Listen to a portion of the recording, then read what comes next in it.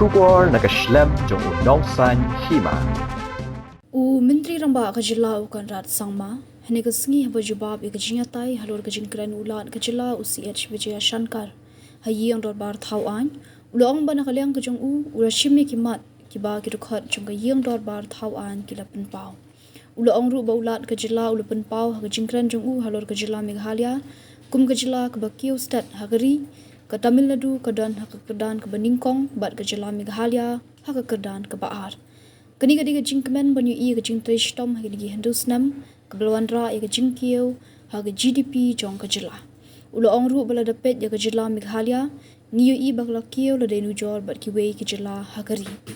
Ulapin pau ru ka Jingkiew baka yeng dor bar thau an ka latem ya ka national song ka national anthem bat ka state anthem. Kani ka diga sian jam ka barit hendai ka badan kam ban ya shakmat.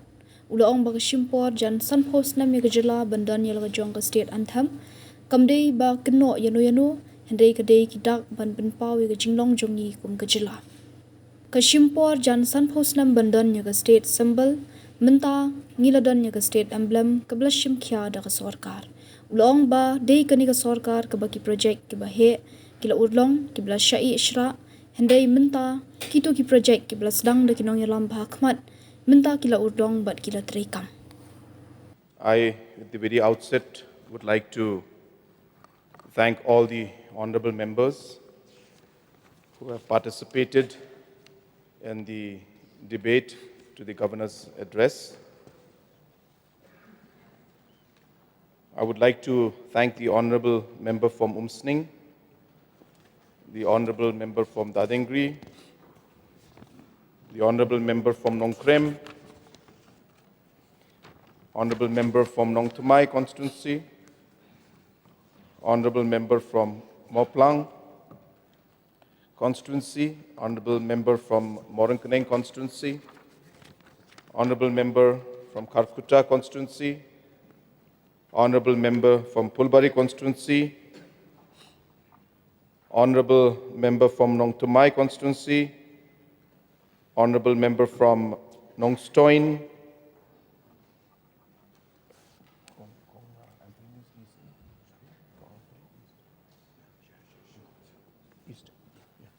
honorable member from Shillong East, honorable member from Sora, honorable member from Maulai, honorable member from Songsak,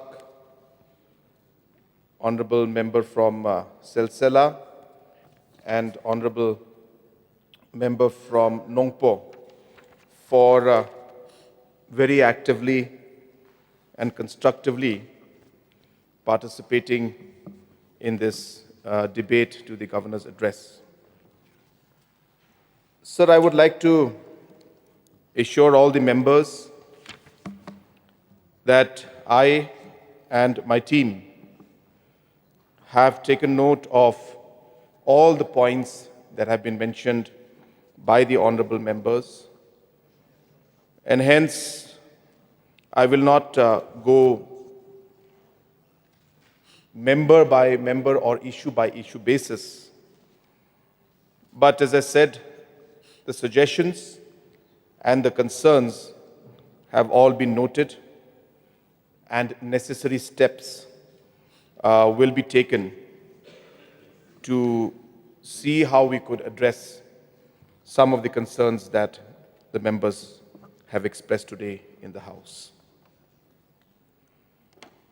So the Honorable Governor had mentioned in the Governor's address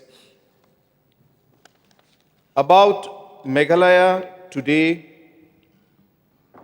being the second fastest growing economy in the country. Tamil Nadu has shown a growth rate in 2024-2025 of 11.19%, and Meghalaya is second at 9.66%. And so this is a matter of deep satisfaction to see that the efforts that have been made in the last 8 years have led to this growth that we are seeing in the gross state domestic product. And the rate that we are seeing is what we call the real GSDP. And when we say real GSDP, this is the growth minus inflation.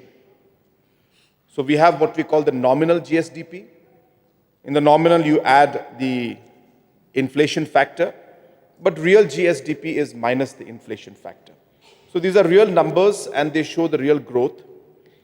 And most importantly, this average growth of 10% has been maintained consistently for the last 3 years. So we are the only state in the country that has consistently in the last 3 years shown an average growth rate of 10%. And this growth, sir, is not simply because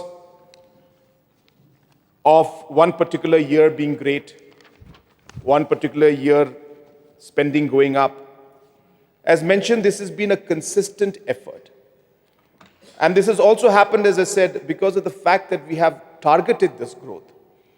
We have kept this in mind and said we need to grow as a state, and therefore we have kept a target that we will cross that 85,000 crores, which roughly translates into about $10 billion, depending on the exchange rate in the market. But at that point in time, it was a $10 billion economy, which translates into about 85,000 crores. And with that target in mind, we started to move forward. So second point is that there were concerns that the per capita GSDP has not grown as much as we wanted, or the per capita GSDP has been very low for Meghalaya. Sir, it is a fact that the GSDP per capita has been low, but it has been low for many, many years. It's not something that just started happening last year or 2 years back. So our rankings have been very low at the national level for a very long time. In fact, in 2019, we were ranked at 28 in terms of the per capita income. Today, we have gone up the ladder and today we're at rank 26. And while I say that, sir, what is important to note is the per capita GDP is a factor of the GSDP divided by the population. And hence, the population, if it grows, then obviously even if the economy grows, the denominator also growing means the per capita does not increase at the rate that we would want to. And if you look at Meghalaya, our population growth is way higher than most of the states in the country. So we are at a 0.95% growth in terms of our population. And therefore, this factor affects the overall growth in the per capita GDP and does not reflect it completely in terms of what we see in the GSDP numbers. And just to give an example, sir, that if we had a population growth rate of what, say, a state like Telangana, which is at 0.37%, we are at 0.955%, then our per capita income would have gone up to 1.63 lakhs. So therefore, this factor needs to be considered while we are calculating the per capita. But the good news, sir, is that while the GSDP has gone up from 2018-19 today to 2020-24, from 32,000 in 2018 to 59,000 in 2024, which is a 1.9 times increase. The per capita income has also gone up from 88,954 to 1,57,141, which is a 1.8 times increase in the per capita income also. So therefore, so the growth has been there. We are seeing the growth happening, and If you look at all the states in the country today, the per capita GDP growth that has taken place for Meghalaya, we are ranked number 5 in the country today. So therefore, even Government of India has noticed and has mentioned about the growth rate in per capita for Meghalaya, and we have ranked as number 5 between 19 and 2025 financial year. So therefore, sir, we are seeing this growth that's taking place. Now, while we look at per capita and the overall GSDP growth, what is important to note and remember in this growth story is the fact that is it impacting our people at the grassroots level? Is the lives of our people changing? Are they better off than what they were in 2018? And I think that is a key question that all of us should ask, because there are many, many factors which could be up, some factors could be down. It's a natural process. But on an average, are we better off than what we were in 2018? I think that is the key question. And so if you look at the overall process of what we have done as a government, I must say that it has been a very difficult journey. 8 years have been very difficult. We have had a lot of challenges. And the base with which we started, the different foundations that were laid, were not as strong as one would have wanted. There was a lot of gaps in the capacity of our teams. There were a lot of gaps in terms of institutional systems in place. There was a gap in terms of ensuring that targets and proper goals were set for departments. So there were a lot of multiple gaps in the system. But I'm happy, sir, that in the last 7-8 years, if you look back, that our members and our team who are there in the ruling side will have a small sense, I'm not saying we are satisfied, but a small sense of satisfaction to see that major things happened during these last 8 years. I was so happy this time that the House started this session by playing the national song, the national anthem, and our state anthem, as was mentioned by our honorable member from Umsni. So this is a small, but yet a very, very meaningful step forward. It took us close to 50 years to come out with our own state anthem. Again, not to blame anybody, but these are small things, but give identity and purpose and a recognition to our people. And I think that is something that we are really, really happy and proud about. It took forever, almost 50 years, for us to have our state symbol. And today we have the state emblem, which was again brought in by this government. And therefore, these are things that we are again very proud, again a matter of identity and a recognition for our people. It is during this government's time that a big project, or some of the few projects and iconic projects like Crowborough project, which was lying unattended to for last many, many years. Of course, efforts were made, but somehow the logical conclusion was not happening. We're happy to see that those legacy projects which had been started by our earlier leaders had finally reached a point where we managed to inaugurate those hotels. And we're very happy, sir, that with those hotels opening up, the complete dynamics of the tourism sector in Meghalaya has changed. People may not realize it, that how the overall number and the quality of tourists has come up just by the fact that we have 5-star hotels in the state today. It has a huge multiplier effect, and we're happy to see that.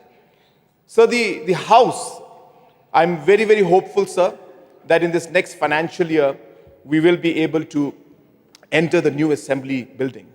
And I recall, sir, that in 2018, when we were having the HPC meeting to decide on how to move forward, and the question came in front of me and with the Honorable Speaker at that time, and we discussed what we should do. Should we scrap everything?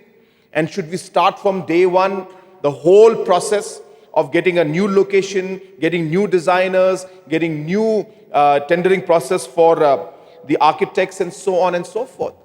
And I categorically remember us discussing and deciding, saying that enough time has been spent on this. and a lot of effort has been made. And hence, there is no need for us to come in and again go into the aspect of changing the location or again go into the aspect of retendering the whole process. We will take the project as is, where is basis, and we will move forward from it. So therefore, these kind of thought process and decisions were taken, and today we'll be having our own assembly very soon, a new building, very soon, where some of us who have seen the work that's going on there will be quite happy to see the kind of infrastructure.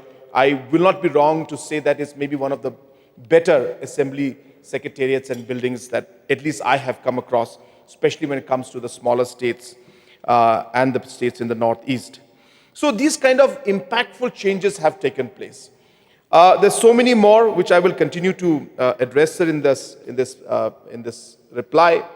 But while we move forward, sir, as I said, my point being that how did this impact our economy? How did it impact our people? And as I said, the primary question being, are our people better off than they were? Not at the point where they want to be. Obviously, we have bigger aspirations, but are we better off?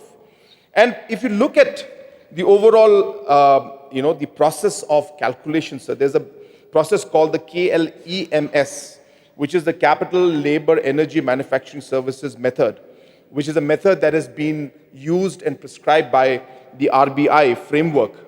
And we applied this framework to the overall growth that took place in our economy. And this is a well-established framework used everywhere across the world, sir. And based on this, we calculated the amount of employment that was generated by the growth rate that took place in each sector. And you'll be happy to know, sir, that in the last 7 years, from 2019 till 2025, based on the KLEMS method prescribed by the Reserve Bank of India, that 366,024 jobs were created and employment were created, I should say, in Meghalaya over these last 6 to 7 years.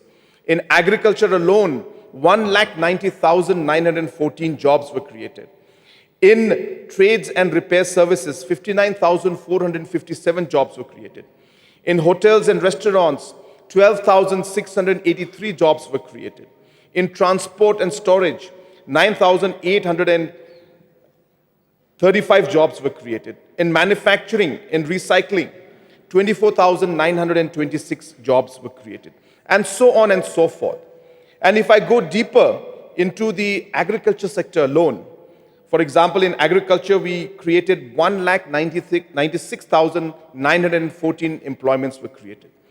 Out of these programs, or rather out of these employments, in floriculture alone, we created 789 employment opportunities. We have a very, very strong floriculture mission where we are giving close to about 7 lakh rupees to every beneficiary who would like to put up a poly house. And so just you were there with us when we had had a small program for this particular mission. And in that mission, close to 1,000 plus beneficiaries have benefited. And they have created, as I said, almost 789 jobs and employments have been created just under this one program alone. Similarly, in mushroom cultivation, 4,078 after we took up the mushroom mission, about 4,078 jobs have been created in this. In black pepper alone, because of the mission mode programs that we're running, 12,714 employment opportunities have been created, and so on and so forth. Fruit development schemes, where again, these are schemes and programs funded by the government of Meghalaya. About 20,523 employment opportunities were created. If you look at other aspects of the organic mission, we had almost 47,927 farmers who benefited from this. In Lakadong mission alone, 15,333 farmers have benefited. So if you look at the entire breakup of every single scheme that has been funded by Government of India or Government of Meghalaya, here mostly Government of Meghalaya, sir, that we have seen the kind of impact that this has had in terms of the job creations. Now, if I were to go into just more detail of the organic mission alone, when I said that in the organic mission, 47,927 jobs or rather employment opportunities were created. If you look at the details of this, every district has benefited. So out of the 47,927, West Garo Hills, 5,279 job opportunities were created. In Ribhoi district, 4,301 job opportunities were created. In East Khasi Hills, 4,728 job opportunities through the Meghalaya, this organic mission program that we launched. Whereas I mentioned from the agriculture sector, 1,94,000. Within the organic, the organic mission, 47,000. And within the organic mission, East Khasi Hills got 10% of that, which is 4,728. So these kind of numbers that are there, sir, which shows clearly that the growth that we have seen in the GSDP, the mission mode programs that we have taken up, have impacted farmers at the grassroots. The farmers have benefited, they have created employment, and the people are slightly better off than what they were before these kind of interventions that took place. So therefore, this is the kind of story, sir, that we are seeing. And if you look at all the schemes that we have implemented in the state, and I go beyond agriculture for now, whether it is, the programs of Yes Meghalaya, if you look at the programs of Hello Meghalaya, just to share with you, sir, that Yes Meghalaya, about 10,000 individuals have been affected or supported. In the Aqua Mission, 11,050 different beneficiaries have been supported. In CM Care, 1,20,000 beneficiaries are benefiting. In Prime, 9,400 beneficiaries are benefiting. So if you add all of this together, we are touching close to 8 lakh individuals who have benefited on one way or the other through these different schemes that the government of Meghalaya has implemented in the last many years, which has again, as I said, impacted many, many people at the grassroots level and improved their lives from what they were before. Are they satisfied? So it's difficult to satisfy everybody. But as I said, we are in the process, and we believe that we have made things slightly better than what they used to be. A small example, which a lot of people may not know, sir, that when it comes to the minimum wage for unskilled people in the country, the highest is Karnataka with 581 rupees. That is the highest in the country. The members of the August House and the people in this at large will be happy to know that the second highest is Meghalaya, where we are giving 525 rupees for the unskilled wage, the minimum wage in the states. And you'll be happy to know, if you compare it to other states in the northeast, Sikkim has a minimum wage of 500 rupees. Meghalaya is 525. Manipur has 400 rupees. Mizoram is 420 rupees. Assam is 338 rupees. Arunachal Pradesh is 350 rupees. Nagaland is 176 rupees. Tripura is 274 rupees. And I repeat, Meghalaya is 525 rupees, sir. So therefore, we are the highest in the northeast and the second highest in the country. So this number may sound very simple, but why is this important? This is important, sir, because it reflects the intention of our government. The minimum wage we put in here affects the poorest of the poor in the state, sir. And therefore, our government's intention is to support in every possible way the most marginalized section of society, supporting the poorest of the poor, and ensuring that in whatever capacity and at whatever level we can, that equity can also be sent forward and move forward in this. So therefore, these are the kind of steps that are being taken, sir. In one of the programs recently, I'm not sure whether it was in the House or in another function, but I had mentioned about the housing for the poor. And so this is something that we are very, very, very particular about. And of course, we'll be coming out with more details in the budget. but I thought this is an appropriate point to mention this again, where we are ensuring that while Shillong city grows, while we have large projects taking place to ensure that the growth is seen, which will then impact the people at the grassroots level also. But it is important for us to think about a lot of our poor families who don't have houses, especially in cities and town areas where land is expensive. Therefore, there are families, sir, who cannot afford to buy a house, cannot afford to buy a land. Therefore, the government has come out with a program where we will be constructing housing for affordable housing for the marginalized section of society. And this is again something that is reflective of the government's intention to ensure that the poorest of the poor are also not left behind.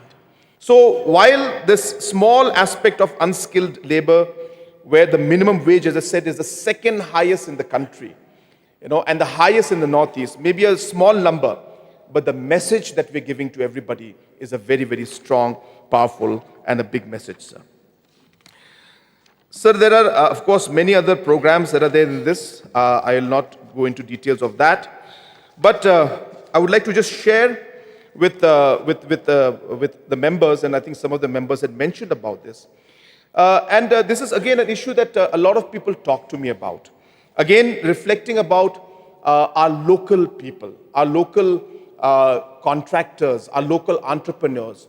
So at the end of the day, as I said, the growth story is only effective if it helps and supports our local people. It is only effective if it impacts the local people out here. Now, a lot of people have concerns about contracts and saying large, big contracts, only the big companies come and take. So there's a procedure that is to be followed. It's not a choice that we make. Government of India, all the externally aided projects, and audit has got guidelines which we need to follow. And in spite of the fact that we do multiple measures in which we can then take care of our local contractors and support them in whatever way possible, sometimes it is just not possible because of the scale of the projects that we take up.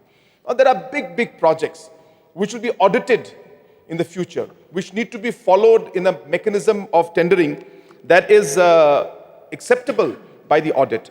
And hence, all of those procedures need to be followed, and hence, large projects are areas which we need to take up because of the quality aspect, because of the big projects we want to ensure that we finish on time, so on and so forth. But at the same time, we are concerned about our local contractors and the small-time contractors. Now, a lot of people feel that we are marginalizing them. So I just want to share a small number with you regarding minor works. So minor works are works that are done by our small-time contractors. In 2019, the total amount that was given for minor works in different departments put together was 454 crores. 454 crores. Today, in a matter of 6 years' time, that amount has gone up from 454 crores to 1,286 crores. A 3 times jump in the sanction and the allocation of works under minor works. And this is being done precisely to ensure that our small-time contractors benefit and our local contractors are given the work, and they are able to also take care of their livelihood. So therefore, sir, whether it is the minimum wage, whether it is the farmers, the laborers, the people who are marginalized and don't have housing, or even our small-time contractors who are running their families and their companies or their firms with getting small works, sir, we are working towards helping all of them. And these numbers clearly reflect from 400 crores or 450 crores, today it has gone up to almost 1,300 crores, sir. And I assure the House that we will continue to ensure that our small-time contractors are given the attention and given the support, as they are also a very important part of the economy and society. And it is important for our government to ensure that we support them through these processes by ensuring that more funds are given to the minor works head, sir. Sir, similarly, as I was mentioning, sir, that for us, creation of employment at the end of the day is really what the entire exercise is about. So when we talk of growth, when we talk of we are talking of making life better for our citizens, but at the same time, ensuring that jobs are created. And I explained, sir, earlier that how we had created almost 3.8 lakh job opportunities through the different interventions that were given by the state government. So similarly, from 2018-19 onwards, we have been very focused on entrepreneurship because we realize that for an economy to grow at the pace that we would want it to grow, it cannot happen just by ensuring that that we spend on us from the government side, but an entrepreneurship culture and an environment and ecosystem needs to be developed so the opportunities and the benefits can reach all the way to the grassroots level. In the last many years, sir, we have been working under schemes like the Prime, schemes like CM Elevate. Today, Kharpuri, I think all of us know him. He is almost a household name when it comes to food trucks, and of course a household name when it comes to entrepreneurship and how even our young boys and girls can succeed in a competitive world. Chicken Wagon. This was started by Kharpuri, and the struggle that he went through and the difficulties and the challenges he went through. But he adapted to those challenges. I have gone to his small house and seen how they work. And I was so pleasantly surprised to see how they even have a small hostel in his house. So his workers don't go home. They stay right there. So there's a section for boys, a section for girls. And they stay there and they work day and night just so that this business can come up. And the passion with which they work is something, sir, that will motivate any other youngster. And this story of Chicken Wagon, I'm so happy that we were able to send them to Vienna last time, where there was the Global Entrepreneurship Forum was going on. So we selected Kharpuri and some of the team members to be part of that. And he went there. And after going there, he visited other food truck businesses in Vienna to see how they're doing business and how he could learn from what they're doing and maybe get some technology from there. And that's the kind of enterprising mindset, that has come in to the system and making so much of a difference today. If you look at Yasha Rimbai, sir, we know her because we have seen her in the Eriviv Private Limited, again, a company that again is a strong inspiration for especially our Eri silk weavers and our handicraft section, where again, sir, from scratch, our entrepreneurs, Kongrambai, was able to build up. And today she has got different products being made, different fabrics being made. She's doing value addition. She's creating different products that are going all the way even to the top level in the state. The Prime Minister and other dignitaries, these gifts are being given by us to them. We have heard of the story of the 7 United Rice Brew, Keenan K. Marak. Again, a young boy. If you look at him, sir, you'll think that he's still in class 10.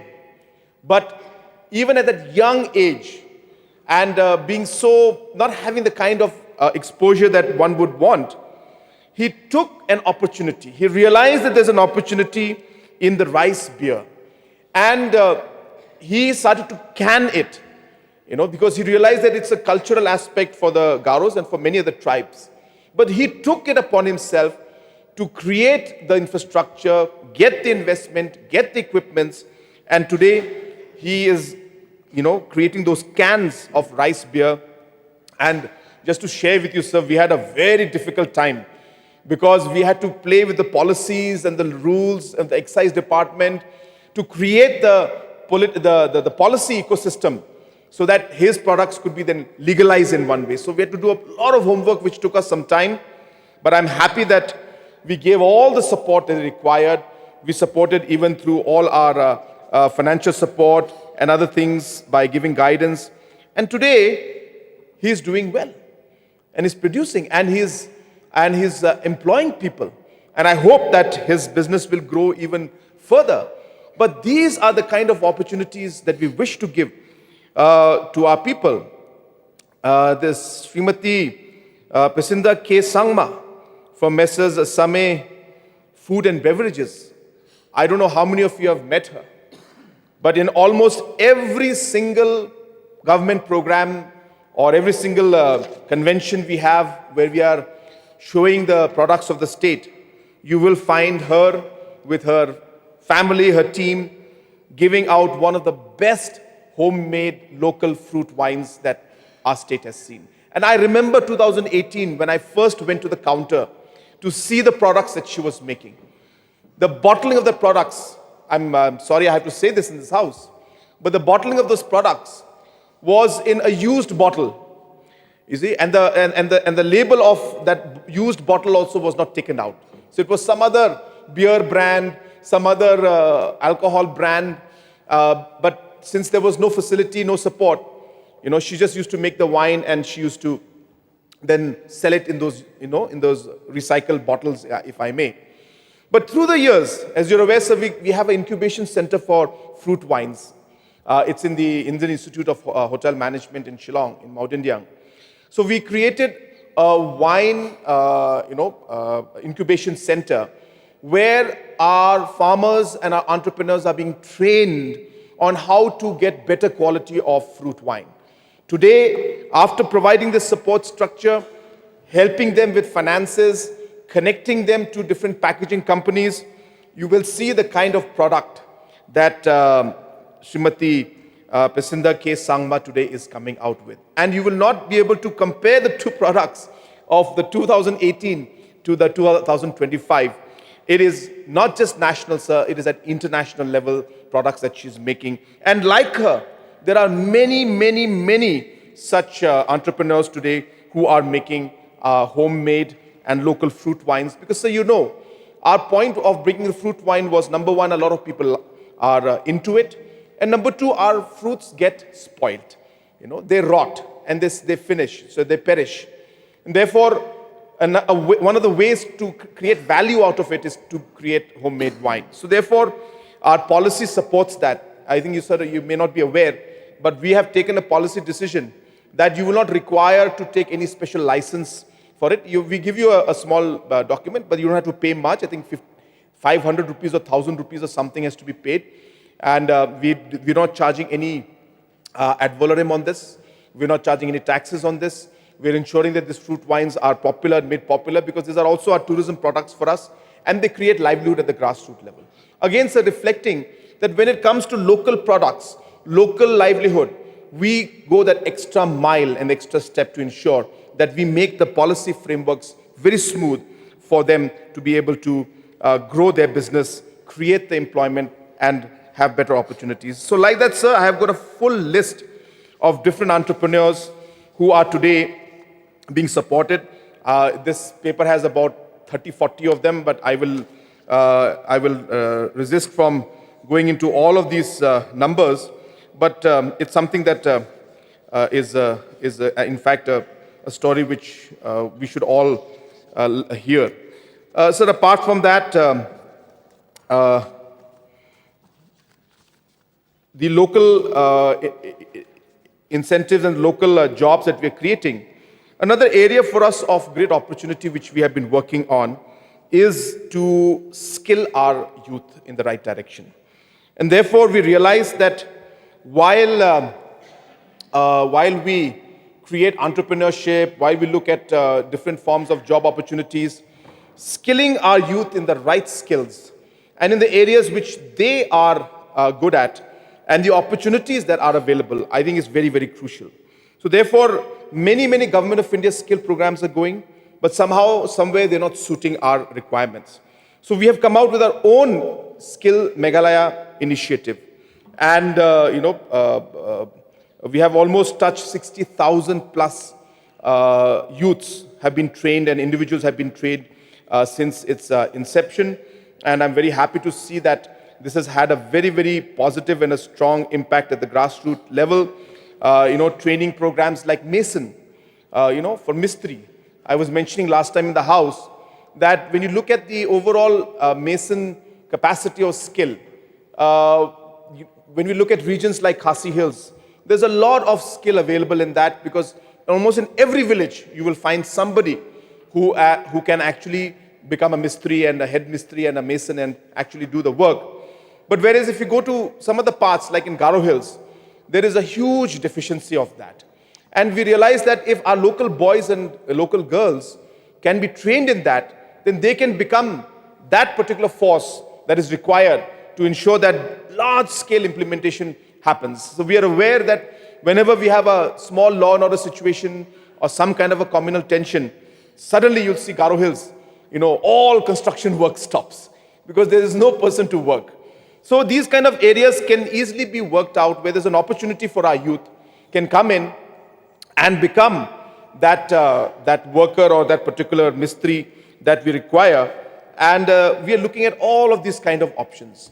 Recently, sir, you'll be very happy to know, a lot of people may not be aware about this, that government of Meghalaya has also decided in the education department, we have amended some of the sections for the, not sections, but some of the requirements in terms of the physical and the other subjects that are there.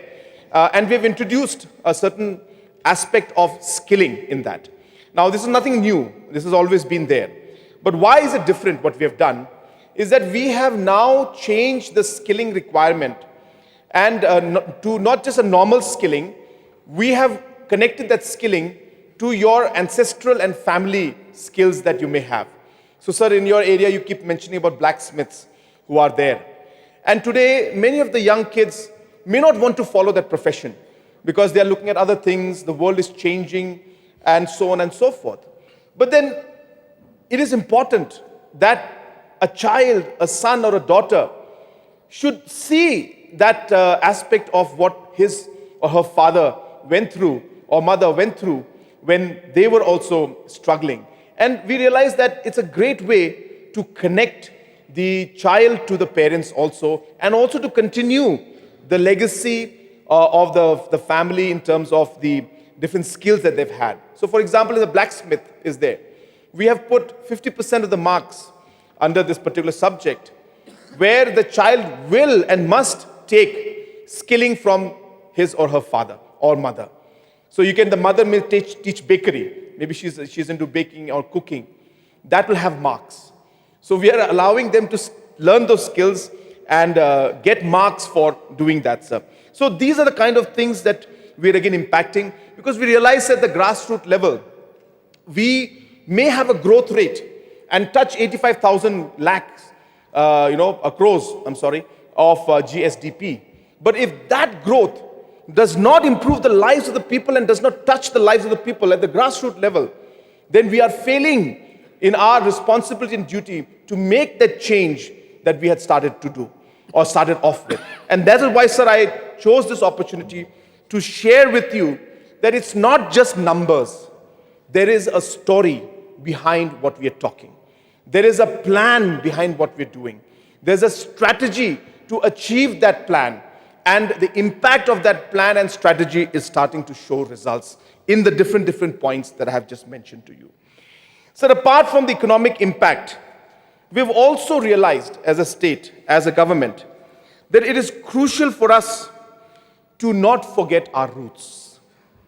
And I think this is something that will resonate with every single member in this house. It is the identity, it is our culture, it is our tradition which makes us who we are. And we need to be proud of it. We need to promote it, sir. As you're aware, sir, I have put up a small team. We are aware that some research has been done in order to find the roots of the different tribes that we have. A lot of study has been done, sir. We want to further extend that study and do a lot of grassroots work and collect information at the grassroots level. And hence we are starting a program where we will be sending our researchers to Cambodia, where we know that the Mon Khmer community is there and the ethnicity is there, which is linked with the Khasi and the Jylla community. But more research, for example, the DNA testing, the DNA mapping, the language, the route that our people took, so many things have been not looked into in detail. For example, the Garos, we have always believed, we do believe that we have come from Tibet. But which area, which language, what is the backtracking of that? What was the route we took? Study has been done, sir. But we feel that we need to go more into micro detailing so that all the facts come out and a real good history has been created. This was not done in the past in the scale that we are doing. Yes, smaller exercises were done, but in the coming year, in this next financial year, which I'll be mentioning, sir, today in the budget also, that we will be taking this forward and we will be doing it in a much larger scale in terms of the history and the research of the root of the different tribes of our state. And similarly, sir, it's not just this particular study. We have started what we call the program for the Chief Minister's Research Grant, where about close to 50 researchers today every year are doing research on the culture and tradition of our people. Apart from that, sir, if you look at just basic infrastructure, a lot of people may not be aware, sir, but the Indigenous Culture Center of Seng Khasi Khmer, which is in Mokar in Shillong, government has sanctioned 15 crores to build up this Indigenous Culture Center. And we are all aware, so it's a very, very old and a historic location. And the Seng Khasi community has been wanting some recognition and some kind of a support to build up this cultural center. And we realize the importance of this, and we have funded, as I said, 15 crores to set up this Indigenous cultural center. Similarly, sir, if you look at the amenities for culture and tourism for the Nongkrem dance, whether it's the Lumpomlang and the Madan CM in Smith, sir, we have sanctioned 17.26 crores of funds to develop this entire amenities for culture and tourism in the Nongkrem dance in Smith area and in Lumpomlang, which again, sir, I had inaugurated some days back. And this was, again, a series of events that took place about 4 years back. I had gone to be part of the rituals that were there performed in Lumpomlang. And when I went there, I was told that this is a ritual which has been practiced for decades and centuries, in fact.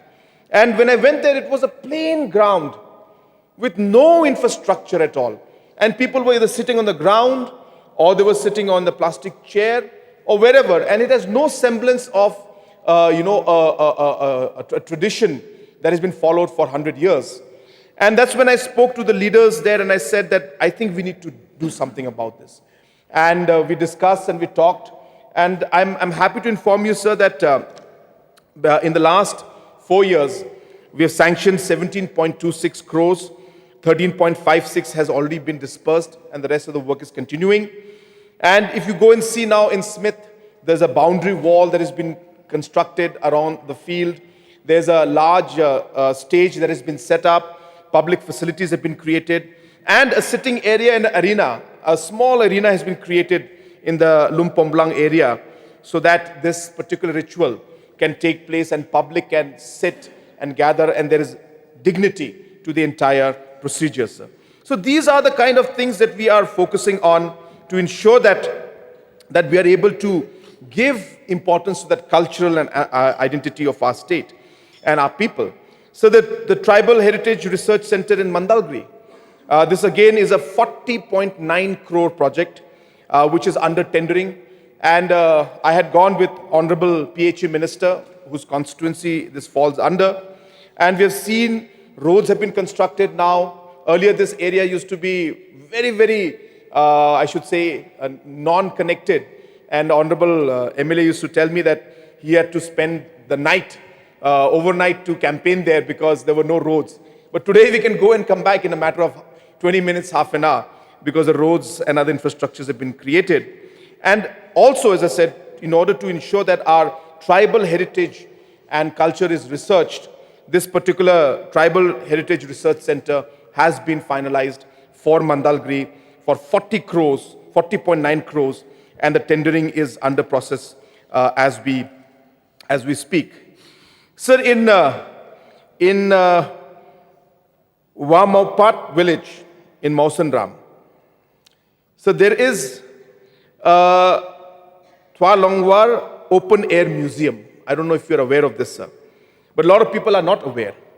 And so this has been preserved. This is a mid-18th century settlement.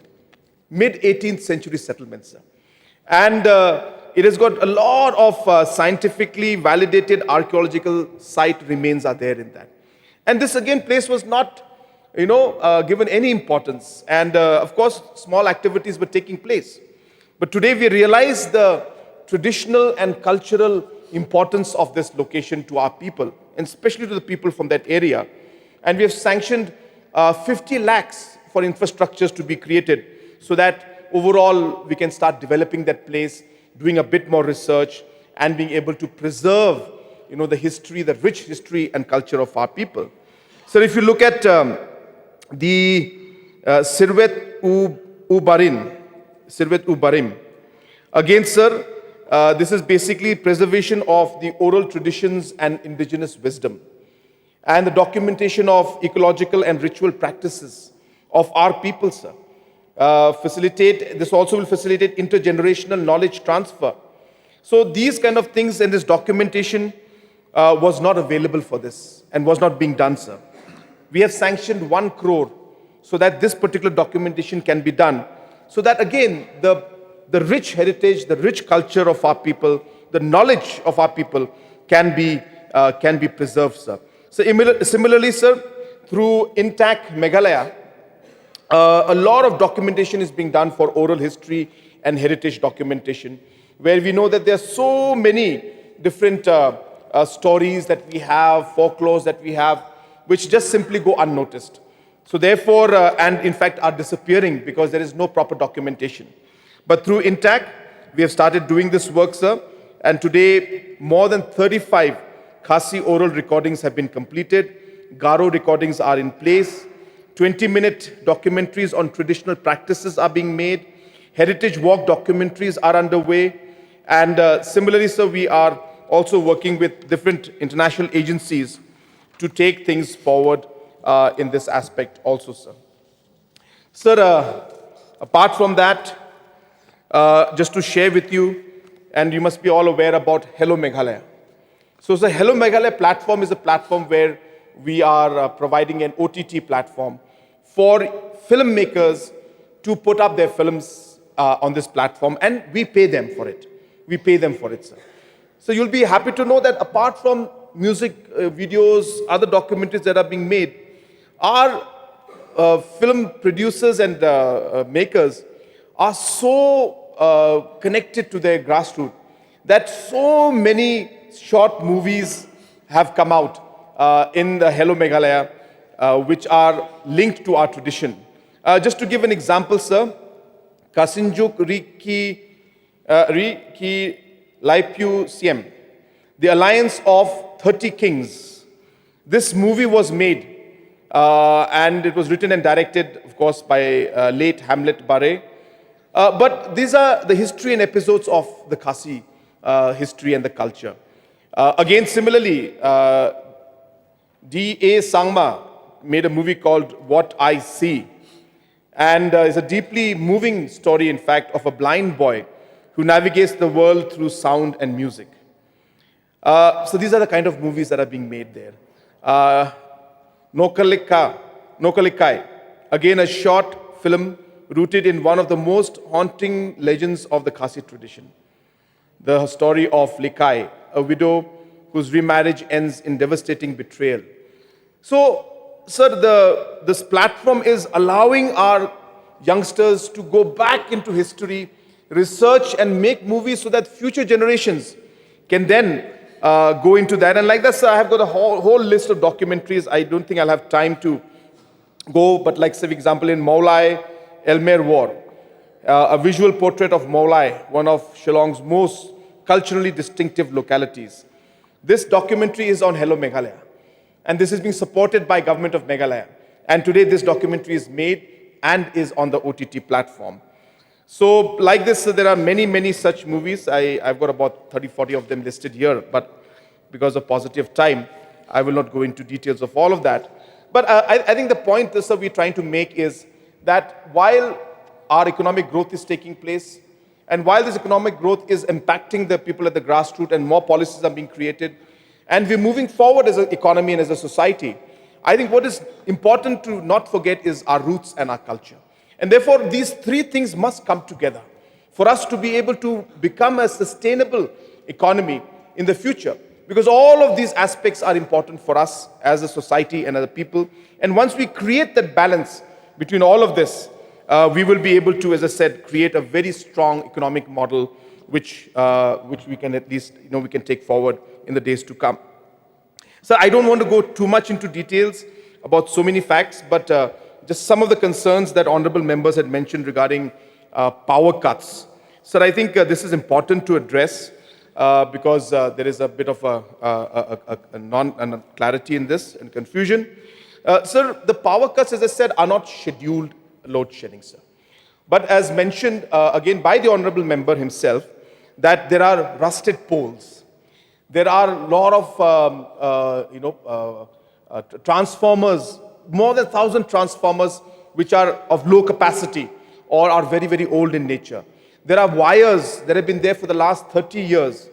So like that, there has been a lot of issue and basically problems that are there where we need to revamp. Now, for example, sir, under different programs of the government of Meghalaya and different schemes funded by by different organizations, 76,957 numbers of poles will be changed under the RDSS scheme. Now, for that to happen, sir, under the RDSS scheme, obviously, sir, we have to switch off the power because a pole has to be changed. So all of these, similarly, the power has to be switched off when the lines have to be changed. The power is switched off when the transformer is being changed. So all of these disruptions that are happening is not because of the load shedding or regulated load shedding, but because of the requirement as per the implementation of this project. So 76,000 poles will be changed. We have to switch off. We have to then work, and then obviously we try to balance it out in a manner. So these are being done to precisely improve the quality of the connections, replace old transformers, replace non-adequate transformers, replace old poles, and replace old wires. So therefore, the public at large should know. Of course, we can make it better by informing them ahead of time and giving out good advertisement for it, which we have discussed with the department and with MECL, that must be done, and we will ensure that more and more awareness is made. But as I said, it is not being done as load shedding, but purely for maintenance and overall improvement works, sir. Last, I'll just like to mention about the recruitment aspect. And the recruitment issue, of course, as you are aware, that in the last many months and many years, a large number of reforms have taken place to ensure that recruitment process is smoothened. We face challenges, sir, because there are a lot of court cases, then there are a lot of administrative issues. MPSC was overloaded at one point. We created a medical recruitment board. We created a CNRD recruitment board. We created a recruitment board for for the administrative side, principals and vice principals and so forth for the education department.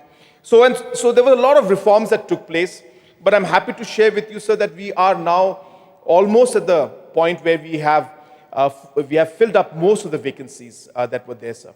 And today, again, I'm happy to announce that on the 5th of March, so 3,000 police personnel will be handed over their appointment letter in Tura in the 2nd Battalion. It is now 2 o'clock. In the exercise of Rule 11 of the Rules and Procedure Conduct of Business, The House will be extended till all the business listed for today is disposed of. Mr. Chief Minister, can please carry on. Sir. So I'm almost at the end of my reply. So therefore, sir, in terms of the recruitment process and the vacancies, yes, there are challenges, we admit. Yes, there are problems that come up, and I'm sure the Honorable LO and others also will understand the complications. CMC himself has faced them in the past. But the process is on, sir. We are very committed to this, and we are moving in very aggressive way. Personnel department is a department which has got multiple complexities and problems, maybe one of the most complicated departments to handle because of the kind of impact it has on the people. And therefore, we need to be very, very careful when we move ahead with any kind of decision making. But let me assure the LO as well as the House as a whole, the entire August House, that this is an area which is of very, very important, critical importance to us. And a large number of steps have been taken to reform things. Large number of vacancies have been filled. And we are very close, as I said, to ensuring that we are up to date. And the largest one, as I said, maybe the largest ever recruitment and appointment letters distribution will take place on the 5th of March, which is going to be right next week. So therefore, these are the kind of things that are happening, sir. Apart from that, sir, there are many, many points that were mentioned by so many of the honorable members. I have a record of almost every individual. I have personally also taken record, as well as the honorable, the officials of the departments have also taken the record. And definitely we will be looking into all these different aspects. And let me assure the members, as I said, that we have gone through all the aspects of the points mentioned. And from our side, we will take all the steps possible to address the different issues that have been raised by the members. Once again, sir, I thank all the members who have participated in this particular debate to the Governor's address. And I'm sure that many members who did not get a chance, sir, but again, we have the budget speech, budget debate also, and we'll have the cut motions also. So I'm sure that honorable members will get an opportunity to express their concerns during those particular aspects, sir, of the proceedings, sir. So with these few words and clarifications, sir, I once again thank the honorable members and thank you for giving me this time. Thank you, sir.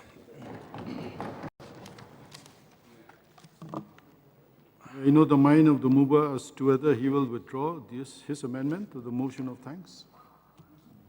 Mr. Chairman, sir, just before the honorable mover of the amendment motion indicates his mind, only on one very crucial issue which was raised, because I tried to raise this issue by utilizing number of spaces available, but then it's very difficult.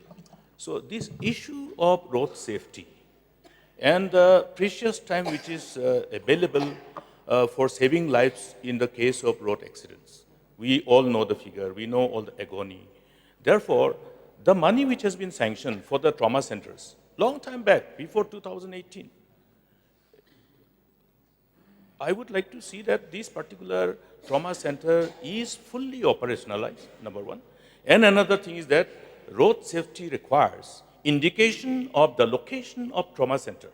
Trauma center 2 kilometers ahead, trauma center 1 kilometer ahead, trauma center 500 kilometers, like that, so that anybody who is traveling will know where the trauma center lies. And there should be a prominent display of the signboard. It can't be clubbed with emergency section in the civil hospital. It has to be separate. That is what is the binding responsibility of the authorities and the government. So therefore, I would like to only urge through you, Mr. Chairman, sir, that CM may take this particular issue at his personal level, since it has not so long been met to optimally operationalize, in order to ensure that the minimum time available to save the victims of road accidents can be ensured.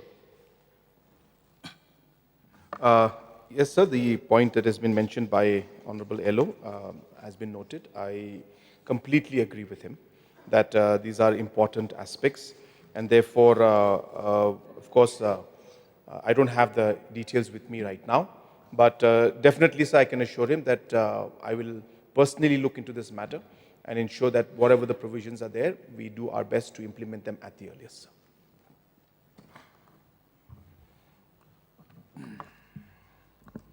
Thank you, Mr. Chairman, sir.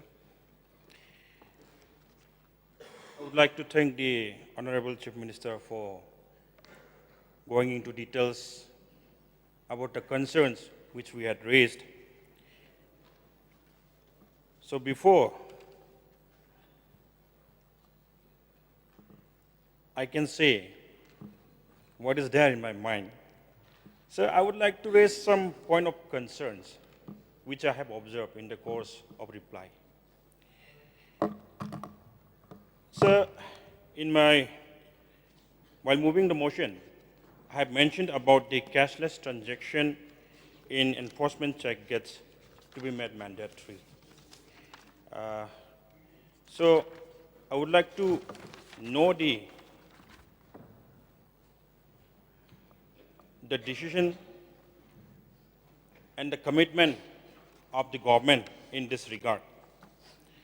And there has been reports to me that diet teachers trainees are yet to get their stipends for 2 years. It is still pending, sir. So I'm going very short in my seeking of clarification from the government. And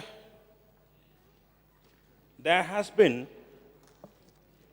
a pending land compensation for the additional land acquisition being made for the operation for the expansion of the Baljak Airport.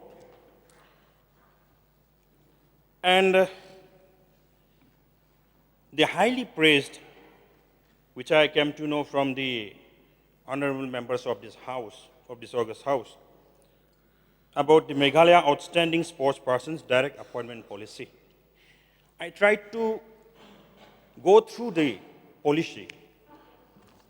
In that policy, there is no provision which gives the or guarantees the reservation for the tribal youths. Suppose it guarantees the job for the youths who bring laurels to our state, like getting medals and all. Suppose if 10 youths got the medals and they are to be appointed, accommodated in government jobs, out of those 10 people, 10 youths from our state are 8 are non-tribals and 2 are tribals. So I want a clarity on that, sir. Because people, they have been asking and people are watching us. Here today we are for the people. So they want the clarity, it's not for me. The people needs clarification on that. Otherwise, we are staying in this state. Our state has that job reservation policy. So I feel it may create a direct clash with that policy. And in the discussion, the Honorable MLA from Fulbari has stated about the construction of embankments and bunds to prevent the soil erosion during floods. It is not happening in Fulbari or the plain belt. It is very much happening in Dadangri also. In the river bank of Ringi River, erosion is taking place every year. And I would like to mention, there is one house which belongs to one woman party worker of NPP. Her house is just near the bank and her house may be washed away anytime soon. Not only that, all the paddy fields are being washed away every year. So, on the river bank of Ringi River, if this embankment, whether this embankment or construction of bunds are being considered or not, so I need a clarification on that. And I am very, very much thankful when our honorable colleague mentioned about police quarters infrastructure renovation. I have been discussing this very issue from the very beginning, that under my constituency, under Damalasam police station, the police personnel are living in a very poorly maintained bamboo makeshift camp. Like terrorists, I have been saying that. Like terrorists, they are staying there. And the police station where they are functioning is a GHDC Forest IB. So it's been 8 years, but nothing has been started. And in the discussion, I have mentioned about the Captain Williamson Sangma State University staff appointment. Actually, they were appointed on ad hoc or contractual. I was informed like that, and they are being given 50,000 per month. It is not enough for their fuel expenses. So steps should be taken to regularize all those staffs, even teaching and non-teaching staffs. And I am very much happy with the reply from the Honorable Chief Minister that the government is trying to construct houses to the differently able people. But whether the state government has any plan for the livelihood opportunity for the differently able people. And one very important thing about the traffic congestions. Easing of traffic congestions is very important. It will be done only through the proper planning. So what I have discussed in the discussion last time,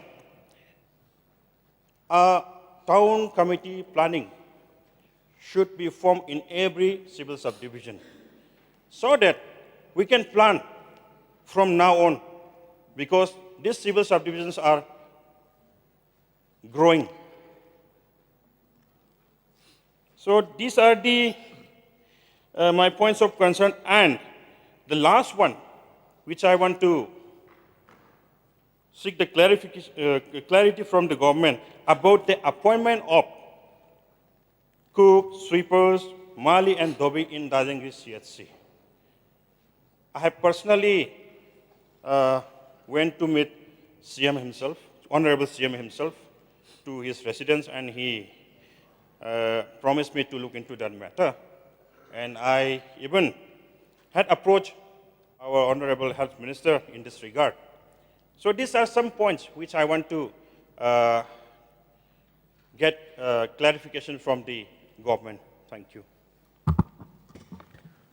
So I'll need another hour, I think, to reply to all of them. But I'll try to be brief. I may not be able to reply to all the points, sir. But just to share with you, sir, the police housing case which was mentioned by Honorable MLA Kong Amper in Lingdo, that already the government, in fact, and the department has initiated the housing program, and projects worth about 50 crores have already started for police housing in different locations. And about 25 crores has already been released, and different constructions are taking place in different locations. Of course, everything cannot happen in one go, sir. Police department, for the matter of fact, has been, from the infrastructure point of view, has been really neglected, in fact.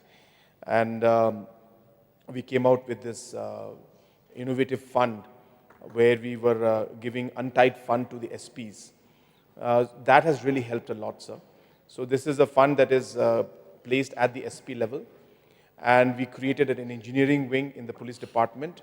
So now the SP heads the committee, and direct fund is used by the committee to build up the infrastructures and requirements that are there. So through that fund also, respective SPs can create, renovate, and improve the overall infrastructure. But over and above that also, we have sanctioned, as I said, 50 crores, and we will continue to improve the infrastructure. We realize the importance of this. In about 14 locations, this work is going on, and we will ensure that we expand this to other locations also. So regarding the job opportunities that are there, we have just recently finished the rules of how we will implement this policy of the government. And so in a nutshell, I just want to share that there is no question of any reservation in terms of the reservation policy in this particular aspect. I will not go into details, sir, but just to give a brief, that ultimately you have to win medals. So when you win a medal in the Olympics, in the South Asian Games, the national games, and few other recognized games are there. It's not in everything. There are few recognized games. When you win medals in those games, then a government job will be provided to that particular medal winner. So it's very simple, sir. So whoever wins the medal gets the job. That's very simple, sir. So there's no specific complication in terms of reservation. And also we've ensured the manner in which this will be done will be such that it does not interfere with the promotions and the placement of other officials who are there. So the way we have designed this is that we will create special posts which will be at that grade, at that level as per the medal and the qualification of the individual, which will be, coterminous in one way. So as soon as the person retires, then that post also ceases to exist. And in that way, we are ensuring that it does not come into the reservation issue, it does not come into the promotion issue of the other people who are in the department. So it's a very, very kind of a very clear black and white kind of a way to ensure that we achieve the goal and we don't disturb the existing system nor the reservation issue. It's a purely medal versus job point. Sir, I remember, he mentioned about the water resources and the embankment. So those works take place from time to time. We are aware that this issue of flooding and embankment erosion is something that is happening more frequently now with heavier rains, and the kind of weather patterns that we are seeing in the recent past. So therefore, as and when these kind of situations occur, the government and the department takes the necessary steps to make those changes. But as I said, it's not something that we can do all in one go because these are all very, very highly expensive, I should say, and things. So we are not able to take all of them in one go, but we ensure that we intervene wherever we get information. We intervene in such a manner that at least we are able to minimize the effect, or at least ensure that the individuals or houses which are affected or which may be a danger can be saved and can be protected. So we do it on case-to-case basis, sir. But as I said, it's not a simple thing because it requires not just hundreds, thousands of crores. That's the kind of scale at which this is happening. Of course, we have support from Government of India, and also there are different boards at the Government of India level which are also taking up the larger projects. But the frequency at which this is happening is increasing a lot. So we are not able to do all of it in one go, sir.